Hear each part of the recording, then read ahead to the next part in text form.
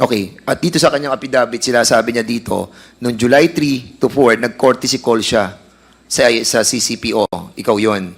And July 5, 2018, nag-issue ng order para dalhin siya doon sa traffic patrol group. Na-sign mo. So, kailan mo siya nakausap? So, most likely, Mr. Chair, after the turnover po ng command, when I assumed as city director. So, most likely, that's before July 5 when the order was issued to him as in charge of the, assigned sa traffic group. At doon mo siya nakausap about doon sa pagiging boastful niya sa nangyari kay Halili? Yes, Mr. Chair, kasi may PDS po kasi yan na pinakita sa akin. So nakikita ko yung kung saan ang mga assignment. So nagtanong ako saan siya galing. So very comfortable naman po siya na nagkwento na galing siya sa Region 4A at nakwento po niya sa akin yung operation. At yun ang sinabi niya?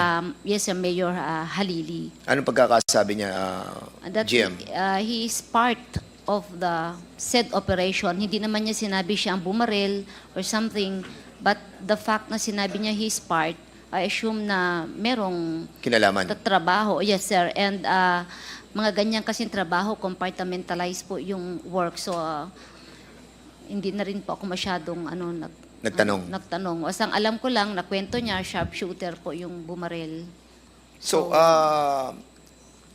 Captain Albotra, do you confirm that nagkaroon kayo ng usapan sa kanyang opisina? Sigurado nag-usap kayo, Mr. Chair, kasi ako po ay nagko-courtesy call, but never did I remember saying something, anything like that, Mr. Chair. Captain Albotra, remember, you are under oath.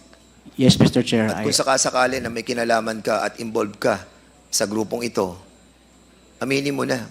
Kasi darating ang panahon, hahabulin ka ng pagkakataon, maniwala ka sa amin.